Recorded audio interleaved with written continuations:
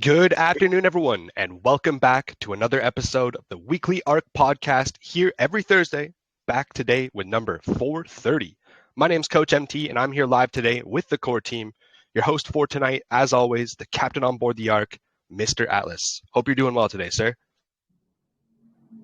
We are doing fantastic, sir. Thank you for the introduction. And folks, welcome back. That's right. Thursday, April 4th. Calm, cool, collected sailing on the Ark. Boy, has it been a very, very busy couple of weeks for us here. We had the trip to Switzerland. Alex came out. Things are moving in the right direction. Everything coming together. We're going to have some updates from Brett Nordin. Today there was a sprint review, so more details as we're getting so close, folks, to really coming out to the market with something very, very powerful. A set of tools, apps that are going to enable folks to really have an experience like no other when it comes to your privacy, anonymity when you're surfing online, when you're communicating with others, encrypted emails, zero knowledge galore. Everywhere you go, everywhere you look, your files. We're so excited about it. We're also excited now. You all want to know when copy trading, Mr. Atlas, please, sir, tell us when. We are very, very close, folks. We are witnessing with the other partners that are already going live. We are in the queue. And sometimes, I don't know about you, I like to not be the first. Sometimes when you're jumping off a cliff or you're going to do something exciting, something extreme, sometimes it's best to let others go first and learn. I used to be a long distance runner back in the day. And I wouldn't want to be always at the forefront. I want to see if there's any imbalances in the terrain, any holes where people would fall, just, go around. So I think we're in the right position and letting those that are in the queue before us go ahead and have their experience, and we're able to see what's going on. So very exciting. We thank you all for your patience as, it could be any day now that we get the green light and we start to move forward. With that, I believe there's really not much updates. We have Terra up and running. We have the virtual up and running. We're starting to see as well our massive partner is opening up slowly but surely more access to the massive community of 350,000 users. We're going step by step. We gave you an update last week that up until September 1st is going to be a gradual opening, making sure that everyone's having the best experience, that they're getting our on-ramp, our off-ramps, all being put to good use, and understanding that everyone really is having great service, being able to execute. If they have any question, we're here to work and serve them. And everything from starting all the way at the bank to the loading to our D apps and their D apps that are connected to ours as a white label is all functioning properly and able to grow as we turn the taps on. With that, I'm going to turn it over to our dear friend, Mr. Brett Nordin, for those fantastic updates. Can't wait to hear what's new, how things are moving along. It's a very exciting time as we get closer every single day. We've been adding more and more features. When you're in the kitchen, right? Before you bring that fantastic big Thanksgiving meal, there's something else you can whip up. Somebody that maybe doesn't like to eat the turkey. They want a Chateaubriand. They want to eat something different. They want some Béarnaise sauce. Hey, listen, let's make sure we include that so that everyone is able to get what they want. So I'm very excited. Pretty soon we're going to be seeing the invitations go out for the testnet. So our community, our leaders, our folks are going to have their test drive moments, giving us the feedback, letting us know about their experience. And I think folks are going to be blown away by the quality of what we've been able to build in such a short amount of time. Let's get this crypto. Let's turn it over to Brett Nordin. How you doing, sir? Fantastic. Yeah, we had a great update today.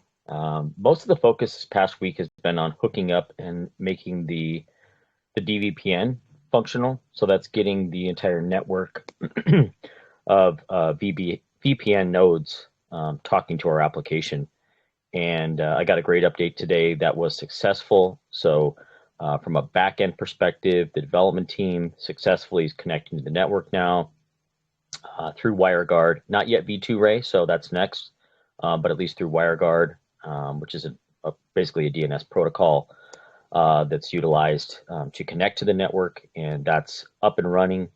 So now it's working out the front-end pieces. And also this connection, we've been talking about this internally quite a bit, is how do we protect an entire operating system like Windows, Linux, iOS, or Mac.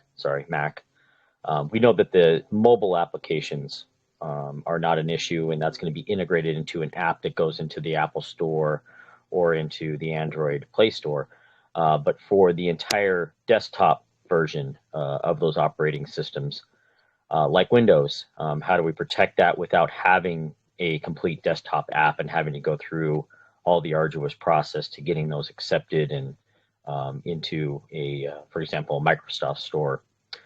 So we're able to do that through a scripting process. And so now we're working that out on the front end, but that was successfully tested and is up and running.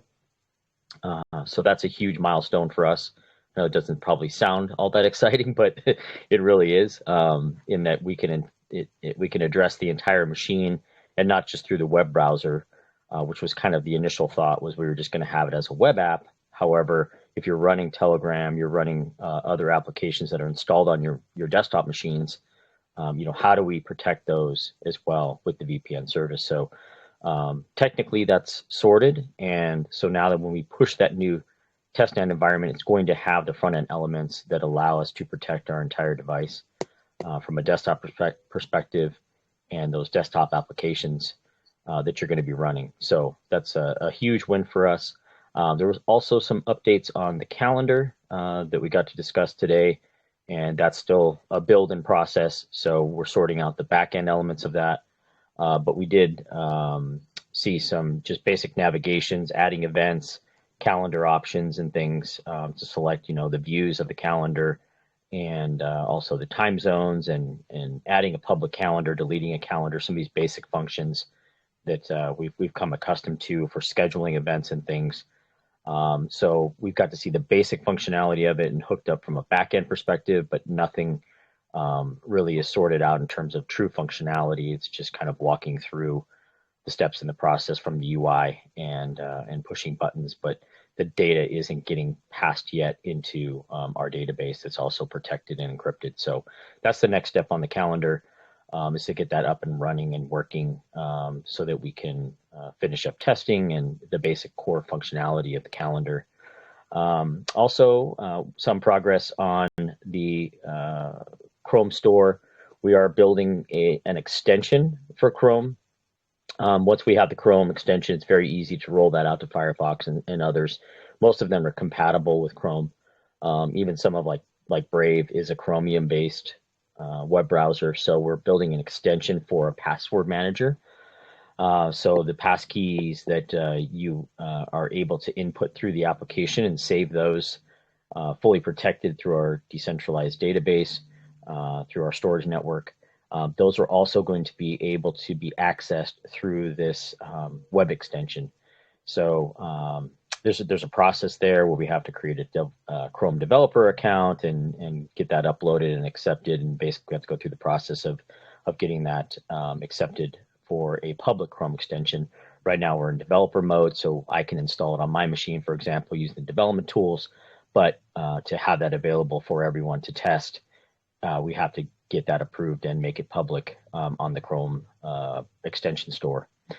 So it will be just a free extension that you can install. And if you're a subscriber to our application, then you'll have full access to the extension. So there's not an additional fee or anything like that. But that makes it very user-friendly to be able to save new passwords and new logins that you create using the browser. You're also able to retrieve those logins and be able to auto-populate the login screens on your browser. So it's a nice convenience feature, but makes things super easy and usable. It makes the app basically connect to those websites where you have logins and you want to be able to save them, retrieve them, and utilize them to auto-populate the login screen. So that's a big step also that we've got to finish up here shortly and push that to testnet. And then also the VPN, as I mentioned. The calendar won't be part of the initial beta testing until we finish that. So we're probably looking at the rest of April to get the calendar completed. But we are going to start the beta testing as soon as we can, as soon as these last pieces of the testnet are finished and pushed. We're going to do some internal testing, and then I'll start to send out the invites to everyone that's responded to me that they are interested in making sure that we're battle tested for the initial core application. So looking forward to that step.